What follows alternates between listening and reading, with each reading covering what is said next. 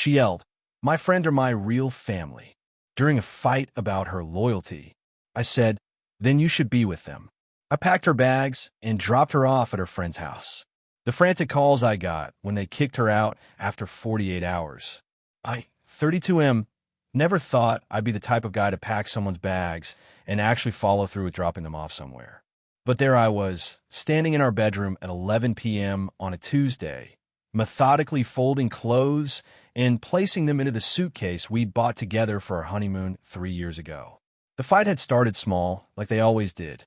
I'd mentioned how she'd canceled our anniversary dinner. The third time in 2 months she'd bailed on plans we'd made, because her friends were having some kind of crisis that apparently couldn't wait.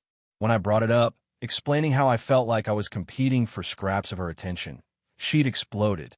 She told me I was being controlling and that her friends had been there for her long before I came into the picture. I reminded her that we were supposed to be building a life together, that marriage meant prioritizing each other sometimes. That's when she screamed it, her face red and her finger jabbing toward my chest. Her friends were her real family, and they understood her in ways I never could. The words hung in the air between us like smoke from fire neither of us could put out. I felt something inside me go cold and still. I looked at her, really looked at her, and realized I'd been having this same argument in different forms for months. The late nights at her friend's place while I ate dinner alone. The weekend trips where I wasn't invited because it was a friend group thing. The constant texting during the rare moments we had together. I told her calmly that if her friends were her real family, then maybe she should be with them instead of me. She laughed, that bitter laugh people make when they think you're bluffing. She said I was being dramatic and walked out of the room. I wasn't being dramatic. I went to the closet and pulled out her suitcase. The sound of the zipper must have alerted her because she came back into the bedroom asking what I was doing. I explained I was helping her get to her real family since that's clearly where she wanted to be. She watched me pack for maybe 30 seconds before she started saying I was being ridiculous, that I couldn't be serious. I asked her if she meant what she'd said. She doubled down, telling me her friends would never treat her the way I was treating her right now. I nodded and kept packing. She tried a different approach then, softening her voice and saying we should talk about this in the morning when we'd both calmed down. I told her there was nothing to talk about. She'd made her priorities clear, and I was simply respecting her choice. I was remarkably calm, which seemed to unsettle her more than if I'd been yelling. When I finished packing, I carried the suitcase to the car. She followed me, switching between anger and disbelief, asking if I was really going to throw away our marriage over one fight. I reminded her it wasn't one fight. It was months of me feeling like an afterthought in my own marriage while she built her entire life around people who got more of her time, energy, and loyalty than I did. The drive to her best friend's apartment was silent except for her occasional attempts to get me to turn around. I kept my eyes on the road. When we pulled up to the building, she sat in the passenger seat, refusing to get out. I told her I'd bring her suitcase to the door if she preferred, but I was done debating this.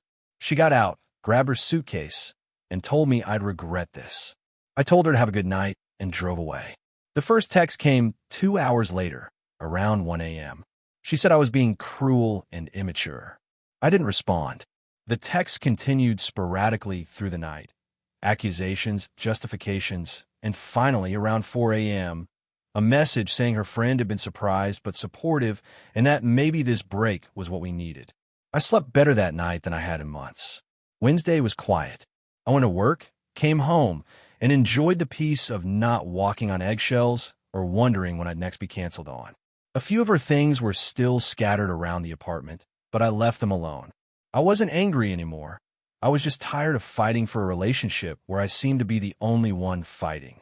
Thursday afternoon, her best friend called me. She asked what had happened, her tone careful and diplomatic. I gave her the short version, that my wife had made it clear her friends were her priority and I'd simply taken her at her word. The friend paused, then said she thought we just needed some space to cool off and that this seemed extreme. I asked her directly if she was comfortable with my wife staying there long term. Another pause. She said she'd assumed this was temporary, just a few days. I told her that was between them and ended the call. Thursday evening, I got a text from my wife asking when I was going to come pick her up. I responded that I wasn't, that she'd made her choice and I'd made mine. She called immediately, but I let it go to voicemail. In the message, she said I was taking this too far and that her friend's apartment was small and not meant for long-term guests. I texted back suggesting she reach out to her other friends, the ones who were her real family. Friday morning, I started getting texts from a different friend in her circle. This one was more aggressive, telling me I was being a terrible husband and that I couldn't just abandon my wife. I responded that I hadn't abandoned anyone. She'd chosen where she wanted to be, and I was respecting that choice. The friend told me marriage meant working through problems, not running away. I found that ironic, coming from someone who'd encouraged my wife to skip countless dates and obligations to hang out with them instead. Friday evening, my wife called from yet another friend's number. When I answered, she sounded different, smaller somehow. She said she needed to come home, that this had gone on long enough. I asked if she was ready to have an honest conversation about her marriage and what needed to change. She said we could talk about it when she got home. I told her that wasn't how this worked. She needed to tell me right now whether she understood why I'd done what I did and whether she was willing to actually prioritize our relationship. She got defensive again, saying I was making her grovel and that this was manipulative. I told her I wasn't interested in games or manipulation. I just wanted to know if she was capable of putting our marriage first sometimes. She hung up on me. Saturday morning, I woke up to 17 missed calls and a dozen texts. The first few were from my wife, increasingly desperate. Then came messages from 3 different friends, all telling me in various levels of hostility that I needed to come get her. Apparently, the hospitality had worn thin. Her best friend's boyfriend was tired of sleeping on the couch. Another friend had weekend plans that didn't include a house guest. The dynamic had shifted from supportive friends rallying around her to people with their own lives getting irritated by an unexpected imposition. The final message was from my wife at 6:47 a.m. She said her friend was taking her to a hotel because the 48 hours was up and they had family coming into town. She asked if I was really going to let her stay in a hotel. I felt a twinge of something. Not quite guilt, but an echo of the instinct to fix things, to smooth everything over like I always had. Then I remembered every canceled plan, every time I'd been told I was overreacting for wanting to spend time with my own wife.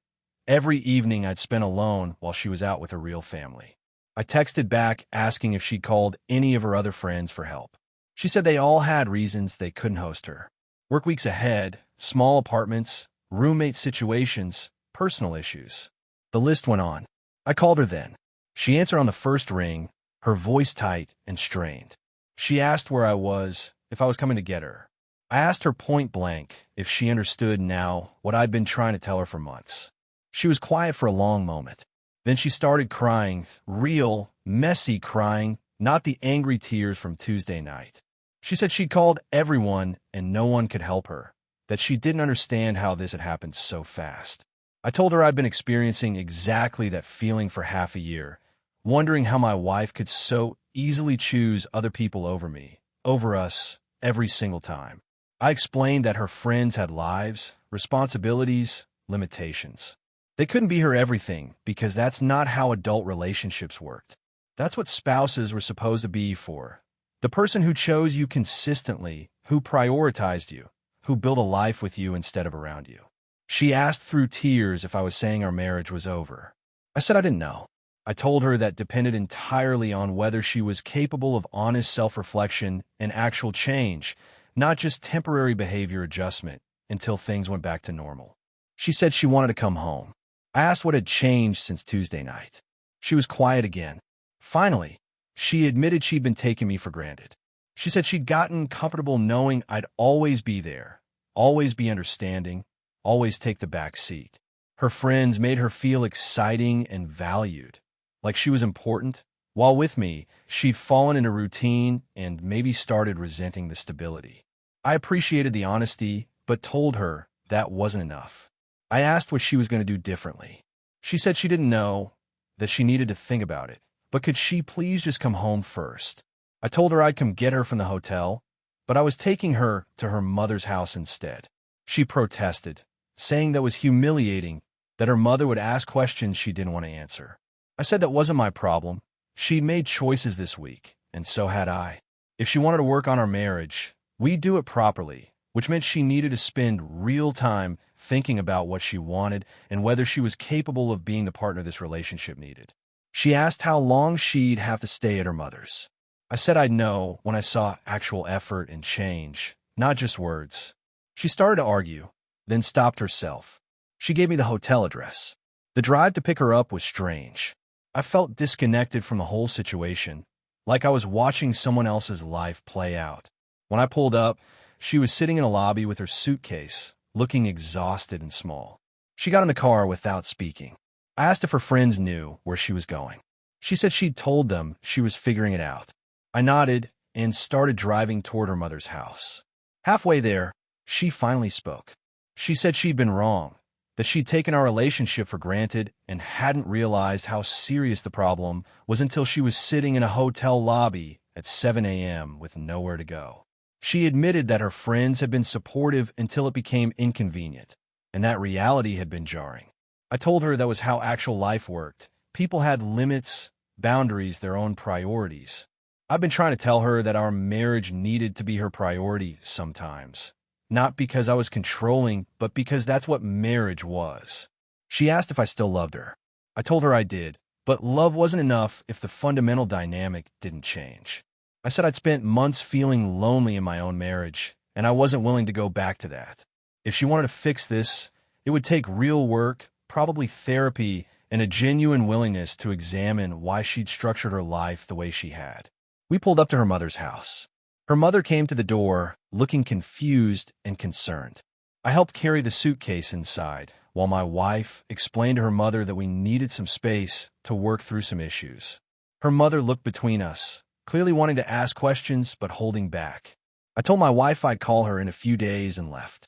Update 1. It's been 5 days since I dropped her at her mother's house. The first 2 days were quiet, just one text from her each day asking how I was doing, which I answered briefly and politely. On day 3, she called and asked if we could talk. We had our first real conversation since this whole thing started. She told me she'd been doing a lot of thinking, that her mother had asked her some hard questions that made her uncomfortable. Apparently, her mother had pointed out that she'd noticed the same pattern, that my wife had always been the type to prioritize friends over family, even as a teenager, and that maybe there were some deeper issues there about fear of intimacy or commitment. I asked if she'd thought about seeing a therapist. She said she'd actually already looked into it and had an appointment scheduled for next week. That surprised me. She said she wanted to understand why she'd sabotaged something good, why she kept everyone at a certain distance while convincing herself her friend were closer than they actually were. I told her that was a good first step. She asked when she could come home.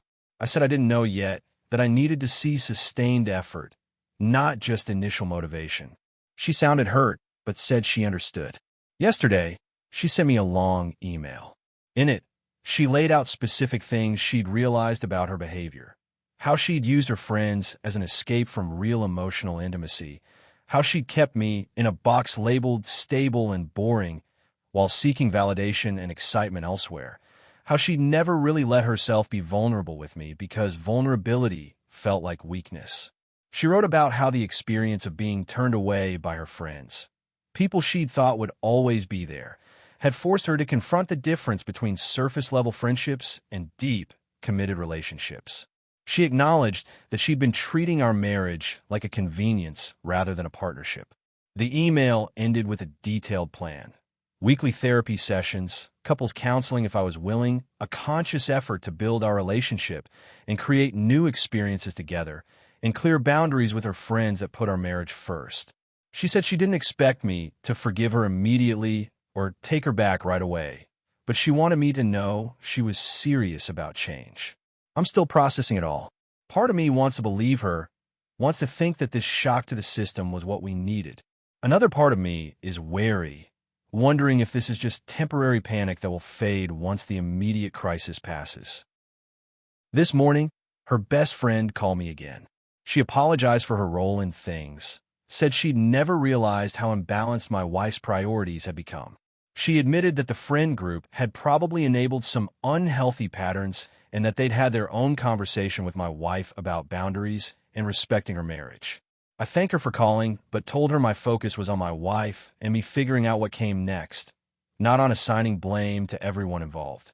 I'm planning to call my wife tonight and tell her I'm willing to try couples therapy, but I'm not making any promises about the outcome. I need to see real, sustained change over time. I need to feel like I matter, like our marriage matters, like I'm not just a safe backup plan while she lives her real life elsewhere. Maybe this was the wake-up call we both needed. Maybe it's too late and too much damage has been done. I honestly don't know yet, but I know I'm not going back to how things were. If we rebuild this marriage, it'll be something different, something with actual balance, mutual respect, and real prioritization. Or it won't be at all. Update 2. It's been 3 weeks since I dropped her at her mother's house. We've had 4 couples therapy sessions, and she's been going to individual therapy twice a week. The difference is noticeable. In our sessions, she's taken full accountability for her actions without deflection or excuses. The therapist has been helping us unpack years of patterns. Turns out she'd been using her friend group as an emotional crutch since college, never fully transitioning into the vulnerability and intimacy that adult partnerships require. Last week, she asked if she could come home. I said yes, but with conditions. We established clear boundaries, 2 dedicated date nights per month that are non-negotiable unless there's a genuine emergency, no more than 1 friend hangout per week, and complete transparency about plans and scheduling. She moved back in 3 days ago. It's been awkward, but not bad. We're both trying, both being more intentional. She's been home every evening. We've cooked dinner together, and she's actually present, not on her phone, constantly texting her friends. Her friend group has been surprisingly supportive of the changes. I think the experience of having to actually host her made them realize they'd been part of an unhealthy dynamic too. They've been respectful of our boundaries and have even invited me to a group dinner next month, which is something that never happened before. I'm cautiously optimistic.